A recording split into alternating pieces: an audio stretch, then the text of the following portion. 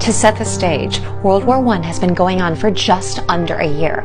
Now, I mentioned earlier that the Rothschild family had funded both sides of the Napoleonic Wars, a maneuver that would soon be repeated by none other than the Rothschilds' head agent in America, J.P. Morgan.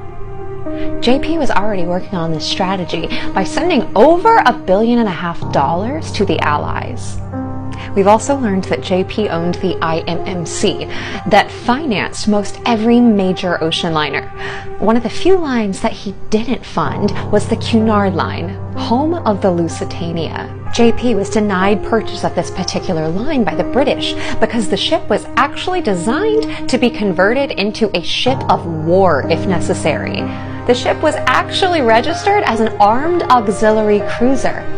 Early on, Germany was leading the war thanks to its #1 weapon, U-boats. 1 in every 4 British steamers that were sent out was sunk.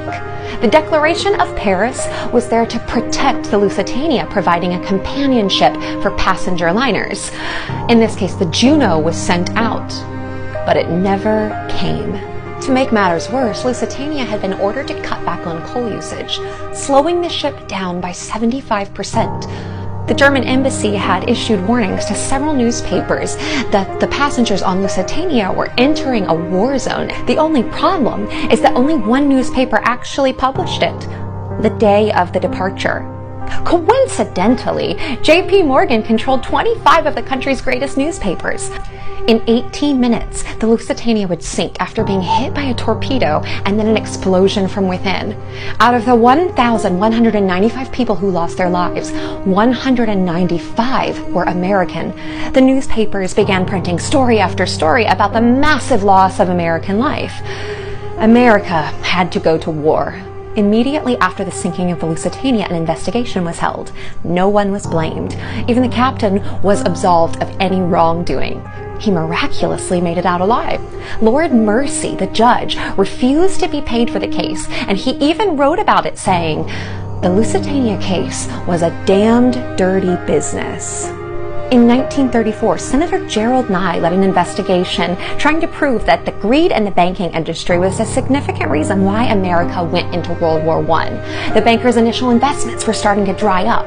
The only way to keep the wealth flowing was to keep the war going. So was there any retribution for the bankers? No. After World War II, Nye faded into obscurity. Now, I can see how Nye made these assumptions. Or it's just another set of coincidences. Let's travel to Russia, 1917. Stay tuned, there's a lot more to cover. In the next several episodes, we're going to be making a lot of connections, so don't forget that we are following the money here. The money that is being printed every single year by the Federal Reserve. Without this money, the following events would have never occurred the way that they did. With that being said, we're in Russia. The year is 1917. Russia is being revolutionized by the small but mighty Bolshevik party led by Vladimir Lenin. Nicholas II, who never wanted to be Tsar in the first place, has just abdicated the throne, ending 300 years of monarchy. The Romanov royal family represented immense wealth, while most of the country was still really struggling.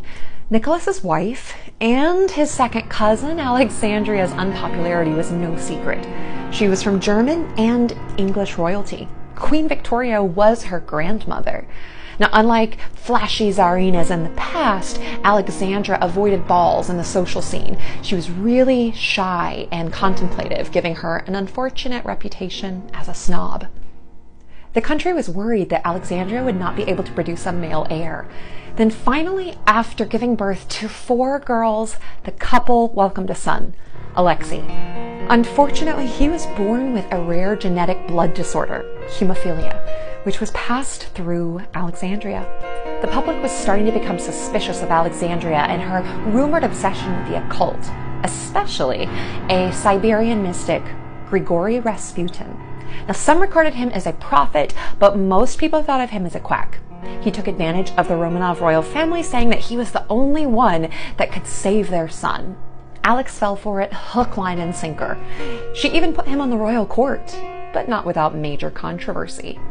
Now, on the other side, we have the Bolshevik party, led by Vladimir Lenin. Now, one of the top agitators in this movement was a man named Leon Trotsky. At a time where he was exiled from France, he was in New York. This communist revolutionary was enjoying a life in a fancy apartment with a private chauffeur and a refrigerator, which was rare for the time. And he was also accepting money from private donors from America, England, and Germany.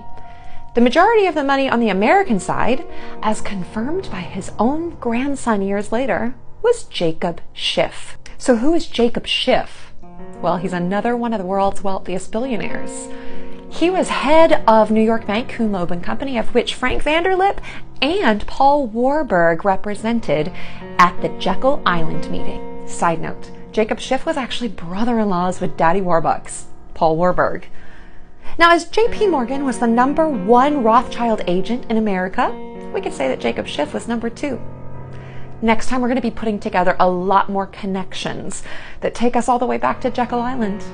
Stay tuned. There's a lot more to cover. We're going to dive a little bit deeper into the inner circles of the Bolshevik Revolution. Now, keep in mind, all of this information is in the public record. You just have to dig for it. All right, back to the story. Nicholas II, his great-great-grandfather Alexander I, refused to allow Russia to enter something called the European Federation. And who was the brains behind this European Federation? Well, of course, Nathan Rothschild. The only major European country that did not have a Rothschild-owned central bank was Russia. Alexander I created the Holy Alliance Treaty, which would basically uphold the Christian monarchies of Russia, Austria, and Prussia. This crushed any hopes that Nathan Rothschild could create a new government, a new Europe, a new world order. Russia didn't depend on any kind of Rothschild-owned central bank. It's even been said that Nathan told all of his associates that he would soon destroy the Tsar and all of his family. Enter Jacob Schiff.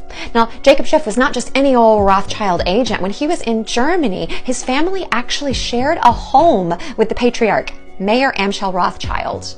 The Rothschilds sent Schiff to America with a specific list of goals to accomplish. #1, gain control of the monetary system by establishing a central bank. #2, recruit several men in America to be Rothschild agents and then give them high positions in the government. #3, create racial tension. #4, destroy religion. So in the last video, I had referenced the Japanese victory over Russia in the War of 1906. How did a smaller country like Japan successfully win victory over Imperial Russia? Money from overseas. Jacob Schiff was responsible for the majority of Japan's war bonds. Now, I believe that there's a lot that we can learn about the future by looking into the past. And historically, what goes hand in hand with war? Propaganda. Now, Jacob Schiff had a large portion of his contributions dedicated directly to have 1.5 tons of Marxist propaganda to be distributed among the Russian prisoners in Japan. This plan was evil and ingenious because he could spread seeds of doubt and revolution into 50,000 Russian soldiers' heads. At the end of the war, 50,000 newly indoctrinated Russian soldiers were released to go back home, spreading treason all across Russia. This movement supported the Bolshevik revolutionaries like Trotsky and Lenin, which would eventually lead to the murder of 100 million people in Soviet Russia. The Rothschilds, Jacob Schiff, and the private banking families are directly to blame. So what does this have to do with Jekyll Island? Schiff provided a platform for Warburg, who was the brains behind the Fed. Next time, we're going to talk about some secret societies that still dominate the world, even today. Nothing is what it appears to be.